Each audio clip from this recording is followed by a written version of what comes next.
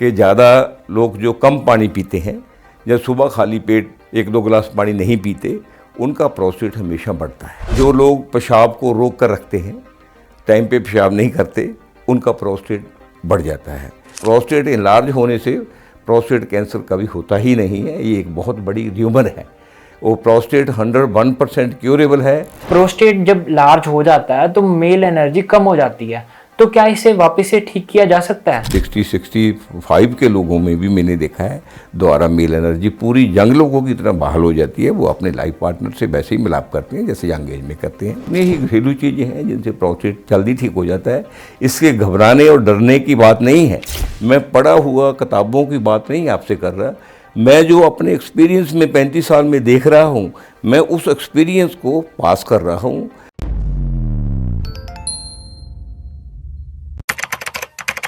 नमस्कार, D5 channel Hindi देख रहे सभी दर्शकों का मैं विभोर चट्ठा स्वागत करता हूं। आज मैं आया हूं fun villa doctor Joginder Tiger ji के पास। डॉक्टर जोगिंदर टाइगर विश्व प्रसिद्ध डॉक्टर है और इनका हर्बल मेडिसिन पे किया हुआ काम भी विश्व प्रसिद्ध है। डॉक्टर साहब पिछले 35 साल से यहाँ पर क्लिनिक चला रहे हैं। डॉक्टर साहब का बहुत बहुत स्वागत है D5 channel Hindi. Thank you very much जी, thank you very much. Doctor साहब, आज हम दर्शकों की डिमांड पे प्रोस्टेट के ऊपर बात करेंगे। तो प्रोस्टेट क्या होता है? प्रोस्टेट एक हमारी शरीर का अहम जड़ा है, ग्लैंड है, हिस्सा है। इसको आयुर्वेद में पुरुष ग्रंथि बोलते हैं, यूनानी में इनको गुदूद बोलते हैं।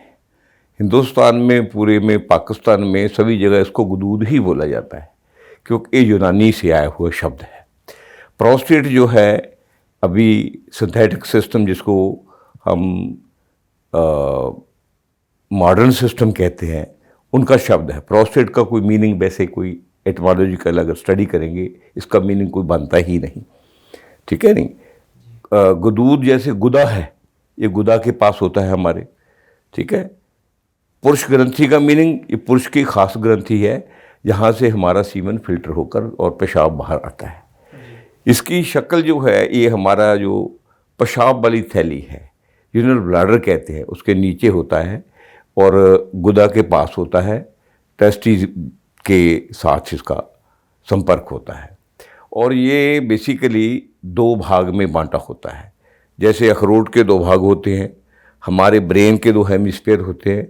ये दोनों तरफ ये ऐसे होता है, उसके सेंटर में से पेशाब वाली जो है हमारी वेन, जो नाड़ी जो है जिससे पेशाब आता है, वो जाती है, उसको प्रोस्टेट कहते हैं।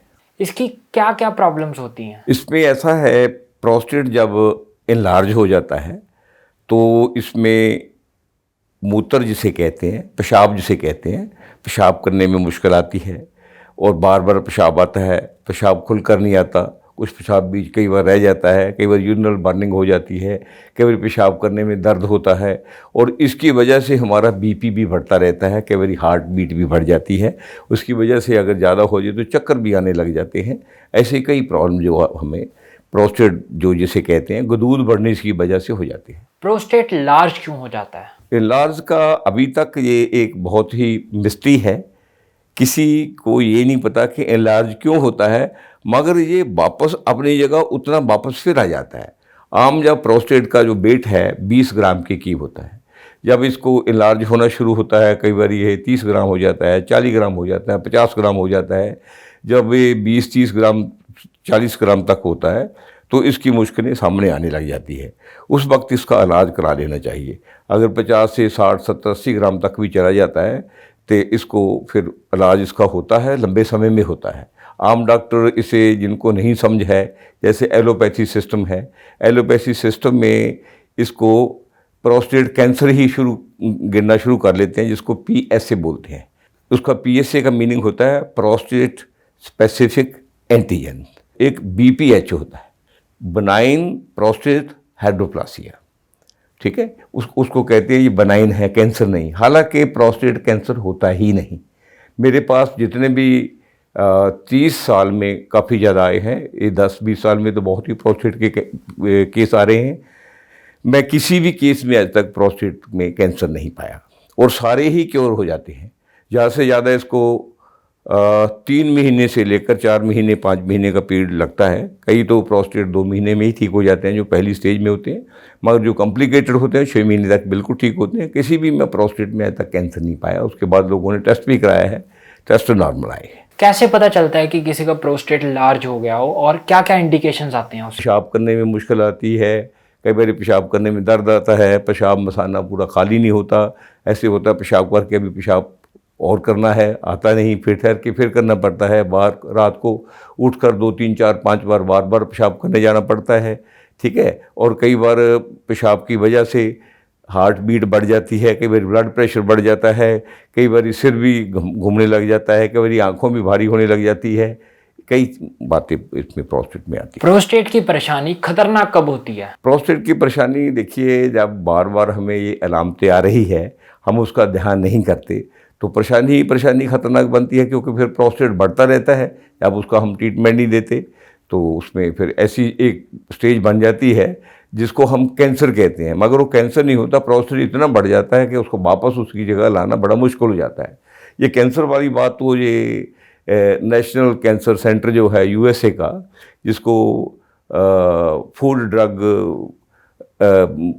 बोलते हैं, एफडीए बोलते हैं, एडमिनिस्ट्रेशन बोलते हैं, उन्होंने ये 1986 में ये इसका आदमी का ब्लड टेस्ट करने के बाद मैन का प्रोस्टेट का उन्होंने घोषित किया था। मगर फिर भी ये जिसको पीएसए बोलते हैं, प्रोस्टेट जरा स्पेसिफिक एंटीजन कैंसर नहीं होता।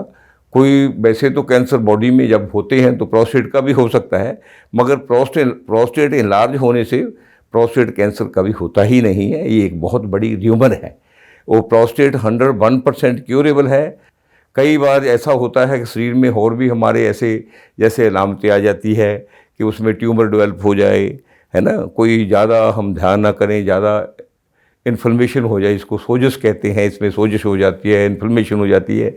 अगर उसको ना कंट्रोल किया जाए कई बार फिर उसके बाद उसका ट्रीटमेंट मुश्किल हो जाता है, फिर सर्जरी की ज़रूरत पड़ती है। वरना अगर हम अर्ली स्टेज में इसका ध्यान करते हैं, कोई सर्जरी की ज़रूरत नहीं पड़ती, कोई कीमोथेरेपी की ज़रूरत नहीं पड़ती, किसी भी बात के बारे में चिंता करने की ज़रूरत नहीं है। ये मेरा अपना 30 साल का जो एक्सपीरियंस है, 35 साल मेरे को ये काम करते हो, 30 साल के एक्सपीरियंस से मैं ये बात कर रहा हूँ।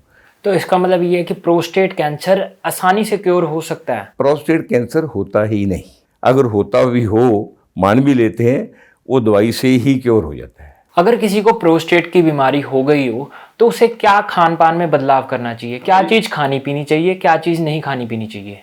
देखिए, प्रोस्टेट लार्ज होने में, बढ़ जाने में, जिसको गदूल बढ़ जाना कहते हैं या पुरुष ग्रंथि बढ़ जाना कहते हैं, उसमें स्पेसिफिक किसी चीज़ को वर्जित नहीं होती, उसमें थोड़ी अपनी अनगैली होती है। उसका अनगैली का कारण ये होता है कि ज़्यादा लोग जो कम पानी पीते हैं या सुबह खाली पेट 1-2 गिलास पानी नहीं पीते, उनका प्रोस्टेट हमेशा बढ़ता है, एक बात।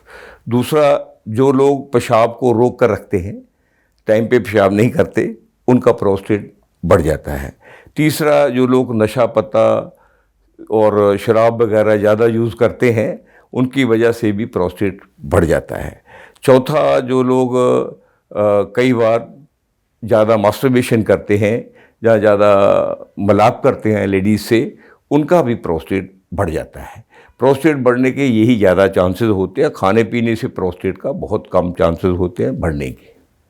और खाना पीने के लिए ऐसा है कि जो भी बॉडी को, अपने शरीर को, इम्यूनिटी को बढ़ाता है, डेवलप करता है खाना, वही खाना खाना चाहिए।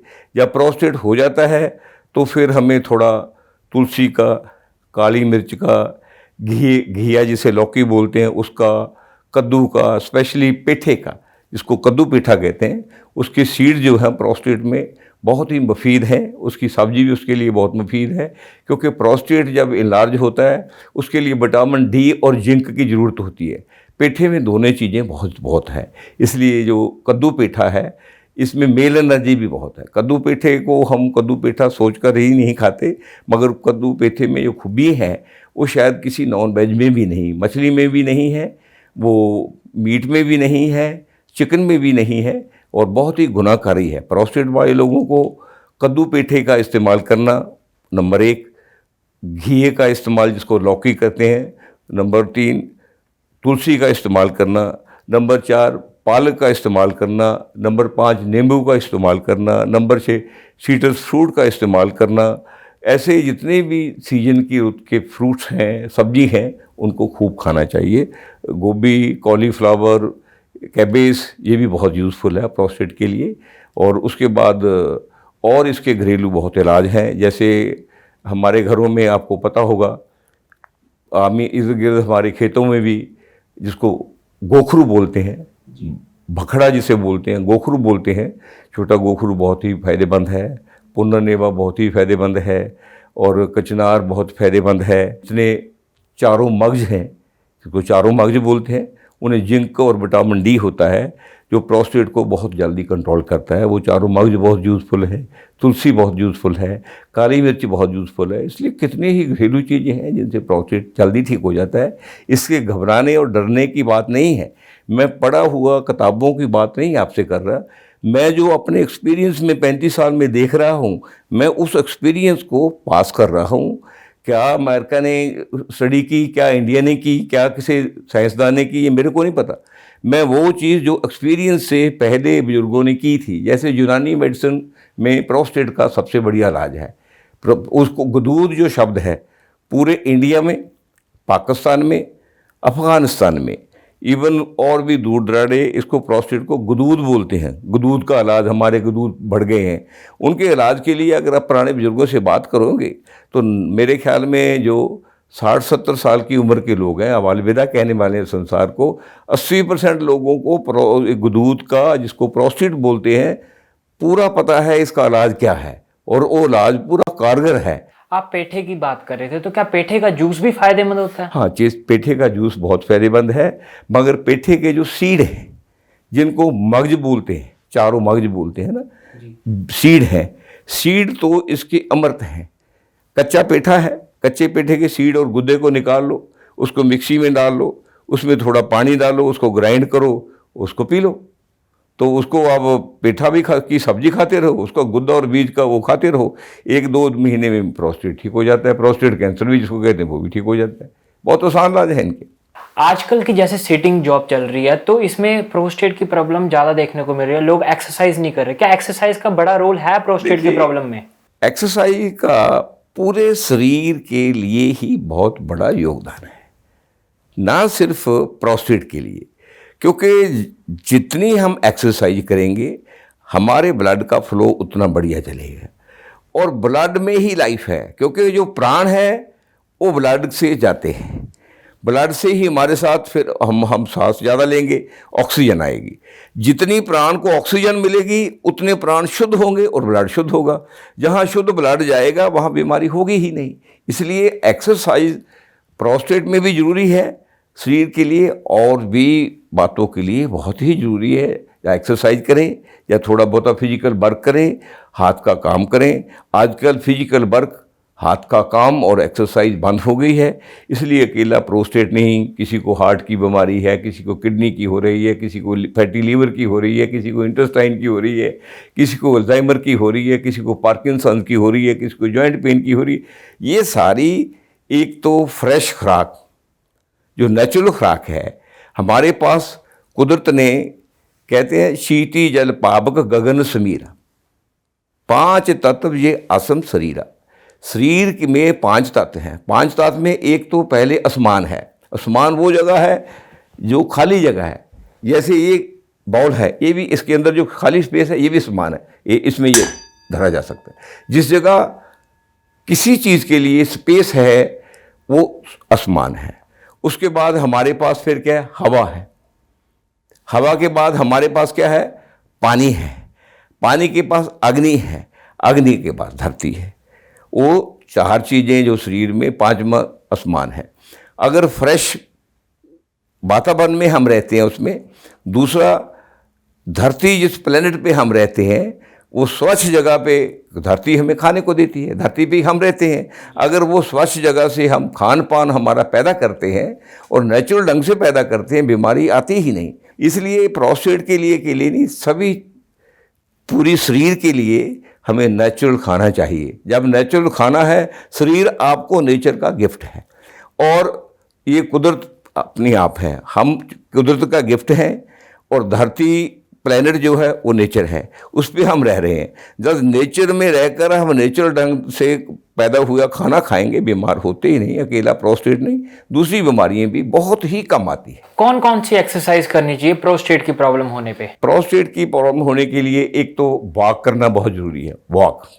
दूसरा ट्विस्ट करना, जैसे मैं पहले भी कहता हूँ, वो जरूरी है। ये लंबर पेन को, ये सारी है, इसको जरूर हिलाना जरूरी है। तीसरा, प्रोस्टेट के लिए कभी ना भूलिए अलोम विलोम और कपाल भारती। कपाल भारती जो है ये नेवल है हमारी, पहले भी मैं, नेवल हमारी शरीर का जड़ है। इसको बहुत डॉक्टरों को समझ नहीं है। शरीर में सबसे पहले जब भ्रूण बनता है, जहाँ भ्रूण की शुरुआत होती है, मेल और फीमेल बीज, मर्द का बीज है चाहे औरत का बीज, जब इकट्ठे होते हैं, एक होते हैं, एक होने से गॉड इज वन है। सबसे पहले ये नेवल बनती है, नेवल से ही हमारे नीचे नाड़ू प्लेसेंटा बनता है, फिर हार्ट बनता है। इसके लिए ये सारी जितनी भी शरीर की न्यू जड़ है नेवल के पास है। जब हम कपाल भारती करते हैं, ये देखिए अब कर रहे हैं, देखिए क्या ये पूरा हिलता है ना।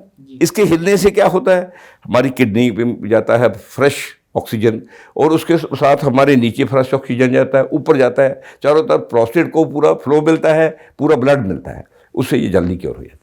क्या अदरक के सेवन से भी प्रोस्टेट में फायदेमंद है? हाँ, अदरक के सेवन से भी होता है और गार्लिक के सेवन से भी होता है, प्रोस्टेट में फायदा होता है। ऐसे सुना है मैंने कि प्रोस्टेट जब लार्ज हो जाता है तो मेल एनर्जी कम हो जाती है, तो क्या इसे वापस से ठीक किया जा सकता है? मेल एनर्जी वापस से सही हो सकती है?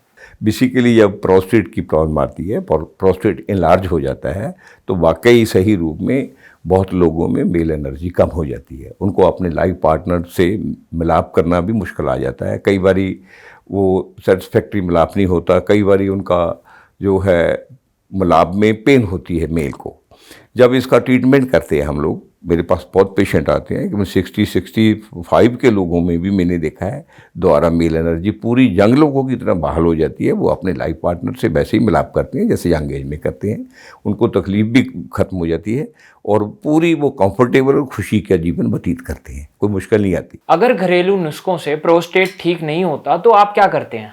हाँ, ऐसा है ना, घरेलू नुस्खों के बिना हमारे पास बहुत तरह की दवाइयाँ हैं जो हम तैयार करते हैं। बहुत कम से कम हमारे पास एक 25 जड़ी बूटी का काढ़ा है जो प्रोस्टेट में देते हैं, उसमें 100% रिजल्ट आता है। तो बाशर्त के प्रोस्टेट किसी ने ज़्यादा, कोई ऐसा केस 1000 में से एक आधा होता है, ज़्यादा खराबी ना कर लिया हो, उसका ध्यान ही ना किया हो, उसका प्रोस्टेट बढ़कर 100 ग्राम का हो गया हो, उसमें थोड़ा मुश्किल आती है, मगर वो भी लंबे समय में ठीक हो जाता है। इसकी कोई मुश्किल नहीं है। दवाइयों से हमारे पास इतना कारगर इलाज है। मैं आपको 30-35 साल का तजर्बा पास कर रहा हूँ। मेरे पास आपने देखा ही होगा, मैं सारी डायरी करते हैं, मुझे बनी दवाई नहीं देते सारे लोगों को। मैं इवन आपको ड्रेस दे सकता हूँ अच्छे अच्छे लोगों के, उन ड्रेस से आप फ़ोन करके उनको पता भी कर सकते हैं, सबका इलाज ठीक होता है। 60-65 साल के लोग दोबारा अपनी जैसे मैरिज लाइफ है ऐसा एंजॉय करते हैं लाइफ का, कोई मुश्किल नहीं आती, एकदम पोटेंट एनर्जी बरकरार हो जाती है। प्रोस्टेट का इलाज करने के बाद कोई मुश्किल आती ही नहीं, ना ही किसी को उदासी रहती है। हमारे दर्शक आपसे कैसे संपर्क कर सकते हैं? मेरा जो है ये चंडीगढ़ बठिंडा जो बाईपास, सॉर्दर्न बाईपास पटियाला है, उस पर मेरा सेंटर है, फन विल के नाम से, FUN fun VILL vill Patiala. Doctor Joginder Tiger वहाँ डाल लीजिए, फन विल पटियाला। वो डकाड़ा रोड पे जब क्रॉस करती है उसको दोनों तरफ हमारे सेंटर की जगह है, उसको फन विल कहते हैं। सैटरडे संडे में 2 दिन बैठता हूँ, कभी भी कोई आ सकता। और हमारा नंबर है 95-926-10-676, यहाँ का रिसेप्शन का नंबर है, उस पर फ़ोन करके अपॉइंटमेंट भी ले सकते हैं और पूछ कर भी आ सकते हैं। डॉक्टर साहब, आपने बहुत महत्वपूर्ण जानकारी दी, आप हमारे साथ जुड़े, आपका बहुत बहुत धन्यवाद। Thank you. अगले एपिसोड में फिर मुलाकात होगी, तब तक के लिए नमस्कार।